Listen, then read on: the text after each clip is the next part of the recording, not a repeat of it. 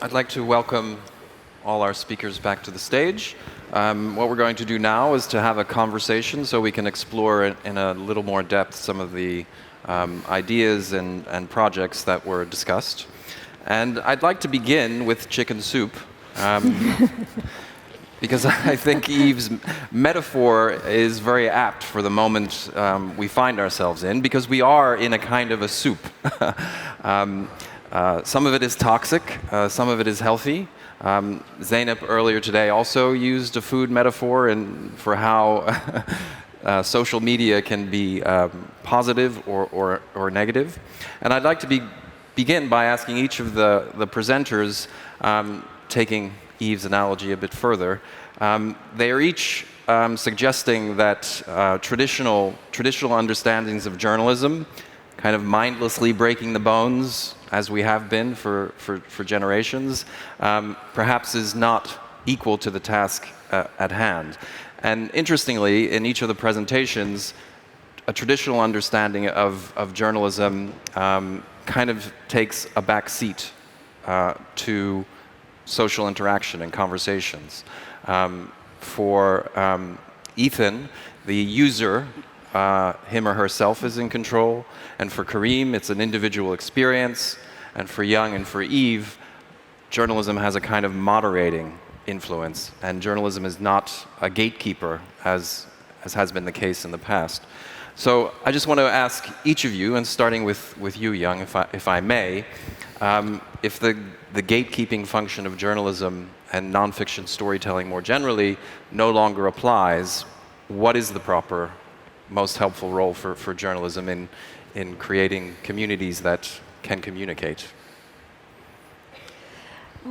제가 발표에서 말씀드렸듯이 저널리즘은 여전히 우리 공동체의 이야기를 생산하는 가장 중요한 제도라고 생각을 합니다. 우리가 시민사회에서 시민들이 정말 생산적인 소통을 하고 대화를 하기 위해서라도 저널리즘의 어떤 역할이 복원되고, 그리고 저널리즘이 좋은 어떤 정보와 뉴스를 생산하는 것이 중요하다고 생각합니다. 왜냐하면 시민들의 일상적인 온오프 라인에서 발생하는 일상적인 대화의 소재 자체가 뉴스에서 오는 경우가 많고, 뉴스는 우리의 작은 이야기, 큰 이야기의 소재가 되고 원천이 됩니다. 뉴스를 이용하는 것은 사실상 시민들의 대화를 촉진하는 효과를 가질 뿐만이 아니라 뉴스의 품질 자체가 시민들의 대화의 품질을 좌우할 수도 있다고 생각합니다. 큰 영향을 미칠 수 있다고 생각을 하기 때문에 여전히 저는 저널리즘이 좋은 품질의 뉴스를 생산하여서 그것을 통해서 시민들의 소통을 더욱더 건강하고 생산적으로 만드는 데 기여해야 한다고 생각을 합니다. Eve, do you want to address that? Yeah, thank you for the question. You know, there's a lot of elements to dialogue journalism that are really about deconstructing the journalistic process and thinking about how to take each element of traditional practice and do it differently. But one of the things that that really excites me, and I think it's really valuable and maybe applicable in lots of contexts, is this idea of thinking of story as starting in the conversation. What are people talking about? What are people asking about directly? So instead of it being me in my office saying, this is the story that people need to hear, it's what are people talking about and how can we give them information right then in real time that undergirds a conversation, so that people have what they need, and it's driven by their feelings and what's happening in their space rather than my head. Mm-hmm. So, James, I wonder if it's still helpful to consider journalism as an entity. The way that I've started to think about these things is as a very complex ecosystem. And journalists are one of the key species in that ecosystem. But social media users are incredibly important. The social media platforms are incredibly important as well. And the interactions between the two is where an enormous amount of power comes from. Journalists now rely on social media to find audiences for their stories. Social media users use amplification as a political force. And so a new form of citizenship is to say, I like your story, I'm going to amplify it, or I dislike your story and I'm going to try to push it down. I think we need to look at that as an entity. And I'm not sure that it's the journalists who are doing the gatekeeping anymore. I think it's that interface between the journalism and the social media where an enormous amount of that gatekeeping is occurring. I think the gatekeeping process has been too long in the same hands, perhaps. And we live in a very different world today. And I wonder if this gatekeeping process is not part of the problem, and to explain how we ended up where we are. And if you look at magazines and newspapers, they often work along partisan line more and more. And it's not what we've heard. I mean, when I started, it's not what I heard journalism should be. Journalism should be in the middle and taking all accounts into consideration. And I'm wondering if just moving a bit the gatekeeping process today is not allowing more voice and, as Eve says, bringing the communities in the center. So I guess to use your ecosystem metaphor, Ethan, I guess journalism, nonfiction storytelling is trying to find, from being at the top of the food chain, perhaps nonfiction storytelling journalism finds itself also the prey for larger entities. But I think it's the role of factual information and how that gets amplified on social media. And as Young was saying, journalists being the traditional providers of that kind of objective or at least factual information. How does that get the kind of amplification that misinformation or partisan information gets? It's interesting. When you have this conversation with journalists, there's always a certain amount of nostalgia for a world in which facts were concrete things that we could hold on to and were reported, and they would anchor our debate. The downside of this is that at that moment in journalism, you also had a lot of underrepresentation. At that same moment in the US where we had a small number of widely trusted voices. We had very few black people, Asian people, Latin people, very few women whose voices were out there as well. So we need to be careful of the nostalgia at the same time as we sort of look for the anchors. So because there isn't a monopoly on truth, and even though journalism as a discipline of verification has a very powerful set of tools to get to truth, they're not the only truths. Some of those underrepresented truths are enormously important as well. Absolutely. What I do think we need to understand is what are the dynamics in this ecosystem? And we're starting to understand some of them. If something is very angry and very passionate, it moves very quickly.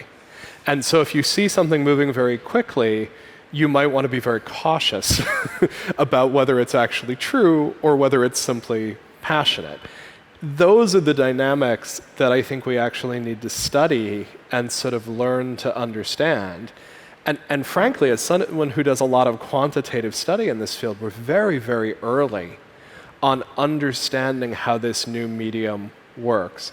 Before I prescribe anything about how it should work, I really want to understand how it actually works now. Young, I wonder if you could talk a little bit about your study on Kakao Talk. To Ethan's point about things that are partisan or emotion-laden spreading very, very quickly. You had an interesting study where you tried to essentially slow things down, in part by introducing factual information to a moderated conversation. And I'm wondering if you could just briefly describe the research that you did and the result that you achieved. 네, 이슨이 이야기한 대로 소셜 미디어에서는 여러 가지 가능성이 존재한다고 생각을 합니다. 소셜 미디어가 우리가 오늘 이 장소에서 계속 얘기를 해왔듯이 어떤 허위 정보가 유포되고 그리고 반향실에 갇혀서 다른 사람들의 의견을 듣지 않고 오히려 자신의 의견이 극화되는 가능성도 있지만 실제로 다른 가능성이 충분히 존재하고 또 그것을 위해서 우리가 적극적으로 상상력을 펼치고 설계할 필요가 있다고 생각을 합니다. 그런 관점에서 제가 최근에 진행한 연구 사례 하나를 말씀드릴까 합니다. 저는 최근에 한국에서 가장 대중적으로 쓰이는 모바일 메신저 플랫폼의 오픈 채팅방을 이용해서 실험을 진행을 했는데요. 한국 사회에서 가장 첨예한 갈등 이슈의 하나인 젠더 문제, 그 중에서도 낙태죄 폐지에 대한 익명 토론이었습니다. 그래서 조건을 다 달리해서 어떤 조건에서 가장 성숙한 온라인 토론이 구현될 수 있는지를 분석을 했고 각 조건별로 토론이 실제로 어떻게 진행되는지를 스크립트 분석을 통해서 관찰했습니다. 결과를 간략하게만 말씀을 드리면 이 익명적인 온라인 토론이지만 토론 참여자들 간에 일종의 위계관계가 있고 그리고 개인의 역량이나 개인의 성향도 차이가 있기 때문에 그것을 보완한다는 차원에서 저희는 중재자의 역할을 생각을 했었는데 결과적으로 중재자의 적극적인 개입 없이 자연스럽고 자유롭게 진행된 토론 조건에서보다 중재자가 적극적으로 개입해서 모든 참여자들에게 동등한 발언의 기회를 주었을 때 참여자들이 합리적으로 말하는 경향뿐만이 아니라 다른 사람들의 의견을 들으려고 하는 경청하려는 태도가 모두 향상됐습니다. 그래서 결국에는 다양한 의견이 소셜미디어를 통해서 교환되는 것 자체도 중요하지만 그 교환이 굉장히 공정한 방식으로 이루어져야 한다는 것이 핵심 결과였다고 생각을 하고요. 결국 대화에서 어느 누구도 그 대화를 독점하지 않고 어느 누구도 소외되지 않도록 하는 적극적인 개입이 필요하고 그런 것들을 실천할 수 있는 어떤 소셜미디어의 설계가 필요하다고 생각을 하고요. 그 가운데에서 우리가 합리적으로 말하기와 경청하기가 조화될 수 있는 어떤 그런 대화 그리고 서로의 입장을 이해하고 공감을 형성할 수 있는 그런 소통이 이루어질 수 있지 않나 그렇게 생각을 해봅니다. I think that speaks to Ethan's point about equal representation for different points of view, different groups. I'm just curious, Eve, if that corresponds to your experience with the, so because you do these kind of interactions both digitally and in person. I'm wondering if you could talk a little bit about that sense of being heard and how that affects the debate. Yeah, absolutely. It sounds like we've found the same sorts of things in the conversations we've hosted and the work we've done. But it's interesting to marry that with your presentation about platforms and social media platforms and what we want them to look like. And one of the things we found, we've done a lot of hosting of conversations on Facebook because for a lot of reasons, people are there, they know how to use it, it's easy to access, it's familiar. But one of the things we have as we think about where we're going to host conversations in the future is a fantasy list of features. And one of them is, to your point about speed, is to slow things down. So like, if people are typing fast and comments are coming fast and furious, that's almost always a sign that passions are high and people aren't going to be as careful or as thoughtful.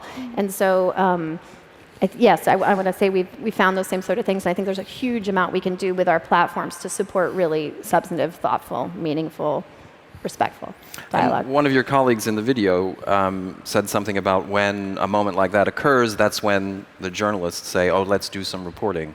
Could you just talk about when and how you decide to interject factual journalistic information? Yeah, I mean, it's a process and it changes with every conversation, but the thinking behind it is that people need a shared set of facts to talk about, and facts are tricky, and we could talk at length about what is a fact, but you know, you can sort of get there, and so what we do is when people, it's a way of slowing things down, and it's a way of finding common ground. Like, hey, you guys are debating about, I don't know, abortion rates in a state or something. We can actually find that information. And so we look for places where there's tension and where there's divides, but we also, it is a tool to change the frame of the conversation. So, Kareem, in your work, you and you spoke eloquently about your frustration with conventional photojournalism and the conventional way that conflict is presented in the media. And you go even beyond a conversation and try to put the user, the audience, the news consumer, the experience consumer inside the conflict without any kind of mediation. So, and I wanted to ask you if you could answer the question you posed in your speech. What happens when traditional forms of journalism become experiential? What is the effect that you've observed on audiences? I've witnessed a level of engagement that is very, very different from traditional media. I've witnessed conversation that starts directly after the experience. I've witnessed change in perceptions. I would love to tell you that the change is permanent, but I don't have the data for this. So I'm not saying that new media such as VR or augmented reality are the solution and we should go ahead with this. I think they are interesting enough that we need to explore more, and they hold a premises that you could start understanding things differently. But I'm putting people indeed in between two different rhetoric and two different point of view, and I'm not saying who's right and who's wrong. I let the people think for themselves, and I think often journalism is trying to tell the people what they should think, and it's always more deep, probably in the way you remember when you came to the conclusion on your own, rather than being told what to think. And this is where the critical mind is in place or start to be triggered. And ultimately, I think journalism needs to be able to bring, when it's lacking, a critical mind and to be the grain of salt in the story you didn't expect it. And yeah, so I'm trying to do this, but I don't have more answers as the efficiency of this and the length of the change. Yeah, well, that's interesting because there's a couple theories about why people fall for misinformation or believe fake news, and one is partisanship, that confirmation bias, as you mentioned, Young, but another one is just kind of they're plain lazy, cognitively lazy. Cognitive laziness, I think, is the term.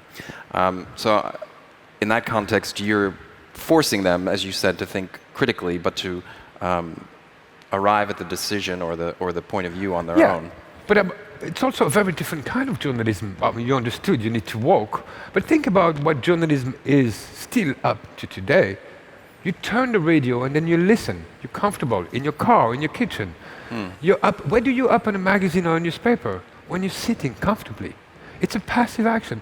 Where do you turn your TV on? In your living room. Or if you have a TV in your sleeping room, and then you turn it on, and then you get fed. I'm thinking that when journalism is active, when you walk a space, when you need to make your own call, it becomes a very different, without even using the word experiential, it becomes a very different kind of journalism where you make your own choice, yet in my work everything is hard-coded. You're just triggering along your walk what is happening and what you're going to be discovering. And I think this is a very interesting way to look at journalism because this is breaking a lot of boundaries. And it's also forcing the visitor or the reader, or I don't know how we call it in this case, to think and to make choices and not just to be fed an information that often falls under a partisan line. Ethan. But I think there's a lot of different ways for journalism to be experiential. So you've created a very physical experience. You're really replicating that experience of being sort of face-to-face.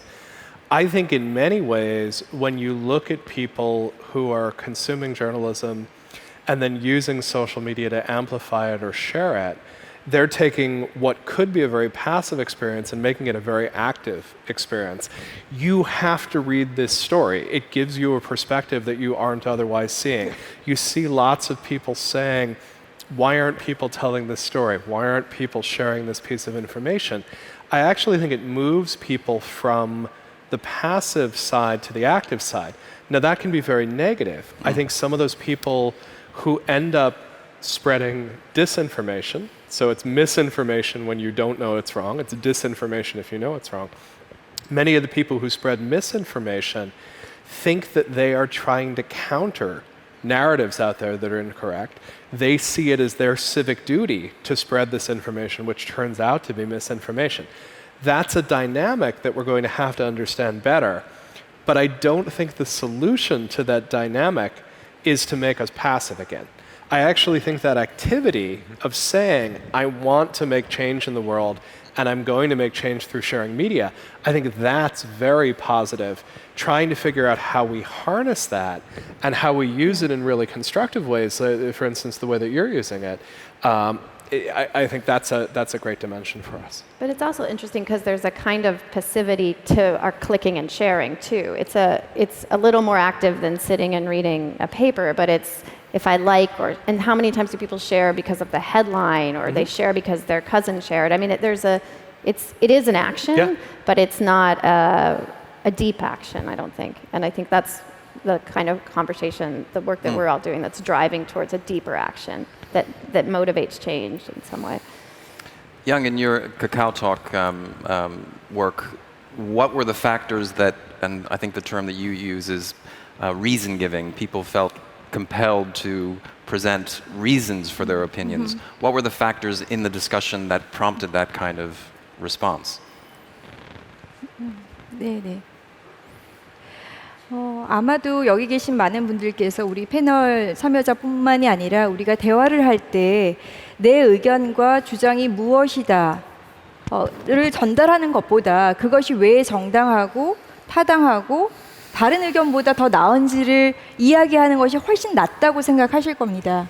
결국 우리는 대화의 수준을 높이고 소통의 수준으로 나아가기 위해서는 결국 모든 사람들이 그런 소위 말해서 설명 책임성을 갖는다고 할까요? 어카운터빌리티를 가져야 한다고 생각을 하고, 결국 우리의 질문과 대답은 어떻게 사람들이 그런 설명 책임성을 갖고 자신의 의견과 주장에 대해서 근거를 제시하게끔 할 것인가, 그리고 그것을 위해서 소셜미디어나 기존의 저널리즘을 어떻게 바꿔나갈 것인가, 그것이 굉장히 중요하다고 생각합니다. 제가 생각할 때 이 reason giving, 근거를 댄다는 것은 더욱더 중요하게는 내가 내 의견에 대해서, 내 주장에 대해서 이러이러한 근거를 들어서 상대방에게 합리적이고 논리적으로 내 의견을 전달하는 것에서 더 나아가서 내가 그런 설명 책임을 다하기 때문에 나는 다른 사람에게도 그것을 요구할 수 있다라고 기대할 수 있기 때문에 결국에는 다른 사람들은 왜 그러지라고 들으려고 하는 의지, 경청의지가 생길 수 있다고 생각합니다. 그래서 그 합리적인 말하기, 그런 어떤 습관이나 그런 대화 규범은 결국에는 궁극적으로는 상호성, 상호 존중, 그리고 상대에 대한 이해나 공감으로 나아갈 수 있기 때문에 저는 이것이 굉장히 중요한 출발이고 어떻게 이런 것들을 만들어 나갈 것인지를 고민해야 한다고 생각을 합니다. And I think your work is similar to Eve's again in the sense that, and I think you said it in your presentation, Eve, that the goal is not to change people's minds, but to, and some of the people who participated spoke eloquently about feeling like they have been heard and they have been understood, but also gaining a better understanding of others. And in Young's work as well, the goal is not to convince someone of something in which they don't believe, but so what is the goal? There's lots of goals, right? But one of the things we think about is how to help people get beyond, out of sort of their packaged talking points, right? The sort of regurgitation almost of what has been said elsewhere and what is being repeated and what their friends are saying, and to try to get below that. And so we don't think of it in terms of rational. We tend to think of about getting to their story. Why do they hold this belief? Why is it important to them? But so I would say one of the goals is just to interrupt that cycle of repetition that's not authentic, that's not real, and that keeps us apart, right? That doesn't help us come together. The goal in our work, and I want to say I think there's so many different ways to practice journalism, right? And some people say to me all the time, what you're doing isn't journalism, and I have a lot of reasons why it is, and I think people say that to Kareem as well. But I think I think of journalism at the most base, which is giving people the information they need to live their lives in lots of levels. But, oh dear, I've lost my train of thought. I think I was talking about what the goal is. The goal for us is to just begin to break down those divides. And for me as a journalist, in democratic societies, we need to be able to talk to one another. That's got to be a founding principle. And so we don't work like Kareem is in violent zones, but there's verbal violence and hostility and judgment. And so the goal is to begin to soften that. So the idea that I can stand next to someone who has very different views and ideas and engage with them about that in a real way, not in a violent way, a verbally violent way. Does that carry over, Ethan, into your thoughts about Gobo? And would people use Gobo to really expose themselves to opposing views, or just to, like many people currently use social media, use it to reinforce the views that they already have? It's interesting. Gobo is a pretty early experiment. It has about 7,000 users at this point. They sort of fall into two camps. There's people who dip their toes into it and sort of go, that's cool, and then step away. And then there's people who really spend a lot of time fiddling with it and sort of trying to adjust it and trying to make it work. I think the main thing that people find is that none of these algorithms work very well. Even the algorithms that something like Facebook is using to try to keep you clicking, to try to keep you on it, they're all pretty inexact. And so we're using a lot of those same sorts of algorithms, trying to help people find diversity, trying to help people find different points of view. The truth is, in many cases, artificial intelligence just isn't very good yet. What works better is human beings. And one of the things that actually works incredibly well for helping people find diverse points of view is a tool like Twitter, where you can simply choose to follow someone who views the world in very different ways. And one of the things I've been trying very hard to do is make sure that my Twitter feed is really rich in people who I either disagree with or who simply have a very different perspective than I do, and very consciously curate so that I'm not ending up in some of those same filter bubbles that a lot of us involuntarily are ending up in. Yeah. And so, Kareem, you spoke about wishing to connect people to their shared humanity, even in situations where people are literally killing each other. The goal there, is it empathy? Empathy for the other? Empathy for the enemy? Well, we started the project in 2015. Excuse me. I've asked everyone in the team not to use the word empathy anymore. I apologize. It's okay. It's okay. It's just empathy carries a lot of things. And we're just scratching the surface of empathy. You have an amount of empathy in you. That's part of your character. And then there is situational empathy, contextual empathy. Empathy can do the opposite of what we think empathy does. I can create empathy for my group here against everyone else here. So it's not really taking the other's position. I've asked the team, and myself included, using a term that is much more charged in religion to some extent, but to try to forget that aspect. It's compassion. To be with the other in a very different way. I think in the coming years in science, and this is actually when I was at MIT, I was using empathy all the time at the start. And then someone stopped me and says, think about it, I'll explain you something. And I stopped using it. I mean, I like the idea, but we're trying to always reduce it to the capacity of stepping in the shoes of the other. And empathy is much more complex than this, and we're scratching the surface and trying to understand what exactly is. And as far as I know, there is 7 different kinds of empathy. 7? 7. Don't ask me to name them all. We're going to go through them one by one. No. So I guess a natural question would be, given the fact that, for example, your projects, they're not about changing people's minds, nor is yours, really. But what happens when empathy is not enough?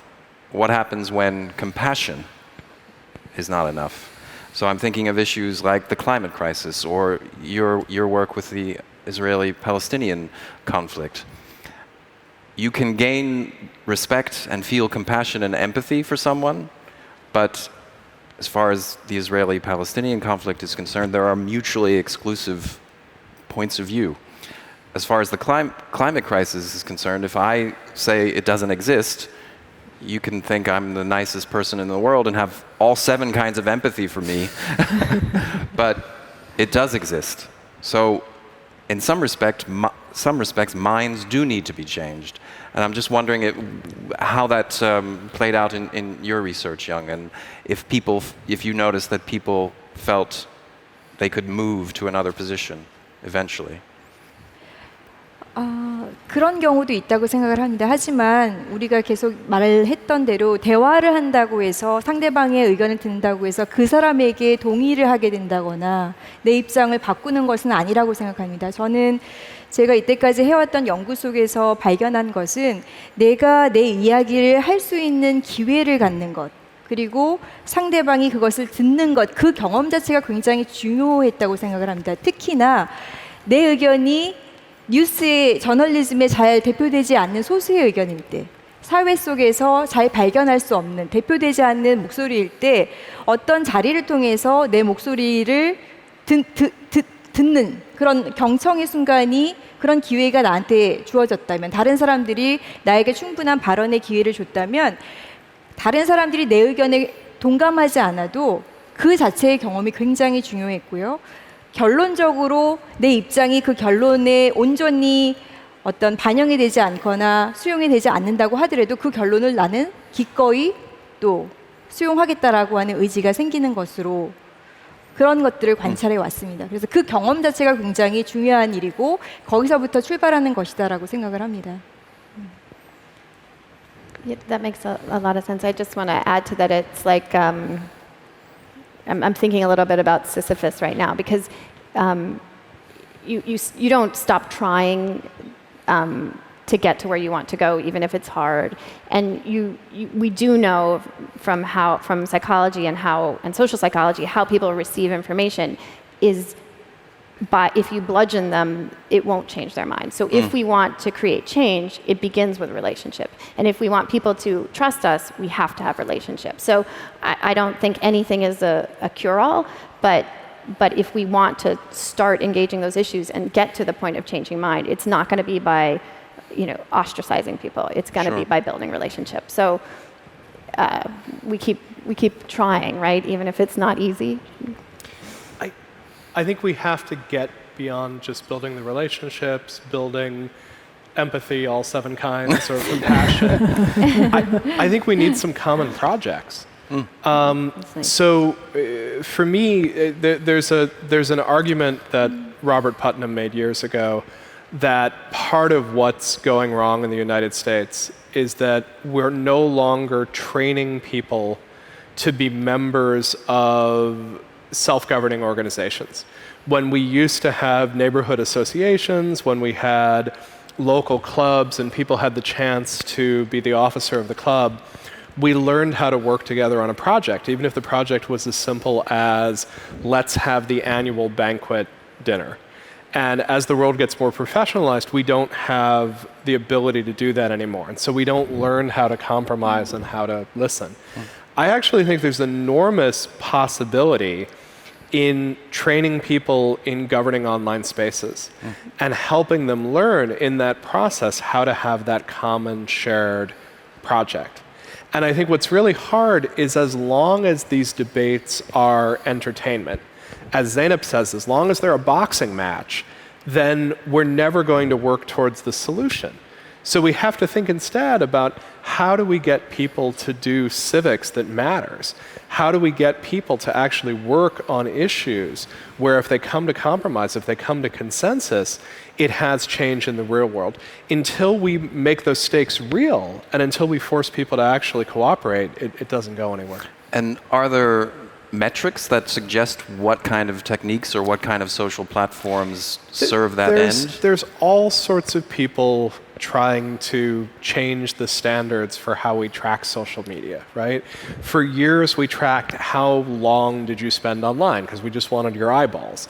Now we're talking about quality time. Friends like Eli Paris are out trying to come up with metrics for what's a civil conversation. Are you hearing from different points of view? I'd rather just go much simpler. Can we point to communities that get together and solve problems? And those problems could be as simple as how do we provide support for people in this conversation? They could be a local question of how do we fix our street or how do we throw the party? But I think turning social media into something useful and constructive, not just entertaining, would be the key change. Eve, I'm curious if you've seen that from the online encounters that you've arranged, whether you've tracked any kind of follow-up to that, so some kind of local organizing.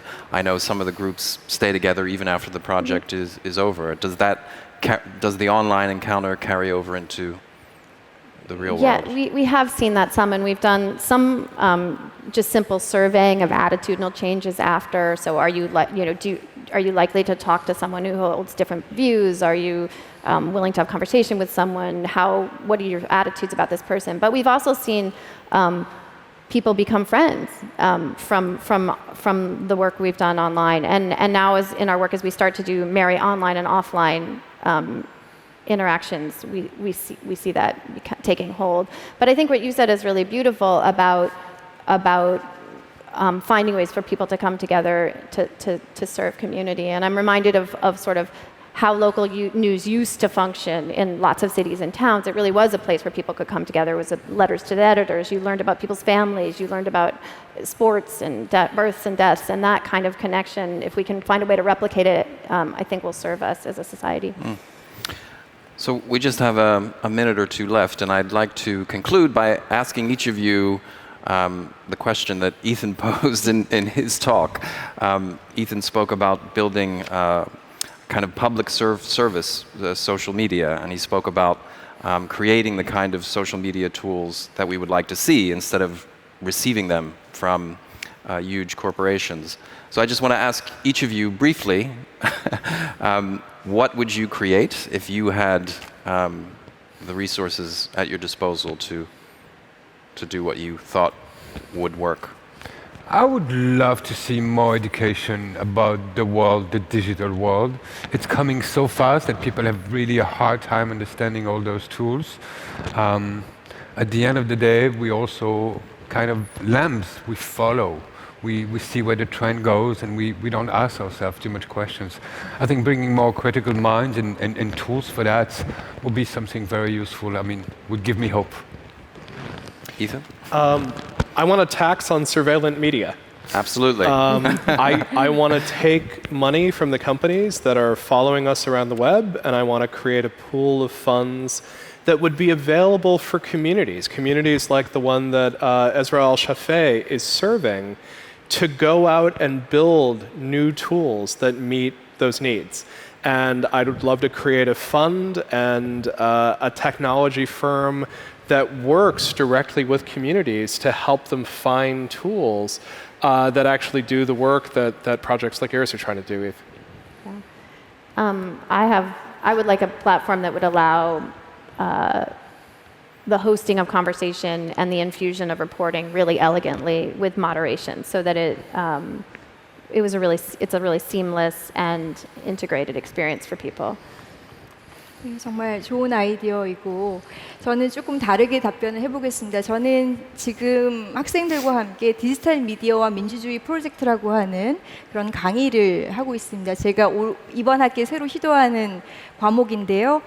디지털 플랫폼을 이용해서 공동체의 민주주의를 어떻게 발전시킬 수 있을지를 실험해보는 그런 과목인데, 제가 이 과목을 학생들과 함께 만들어가면서 가장 좀 깊게 깨달았던 점은, 결국 기술을 잘 활용하는 것도 중요하지만 그보다 먼저 돼야 될 것은 민주주의가 무엇인지, 우리가 바라는 민주주의가 무엇이고 우리 공동체가 어떤 방향으로 더 성숙해질 수 있는지를 더 깊게 고민한 후에, 그 다음에는 소셜 미디어, 디지털 기술을 어떻게 활용할지를 고민하는 것은 조금 더 쉽지 않을까, 이렇게 생각을 해봅니다.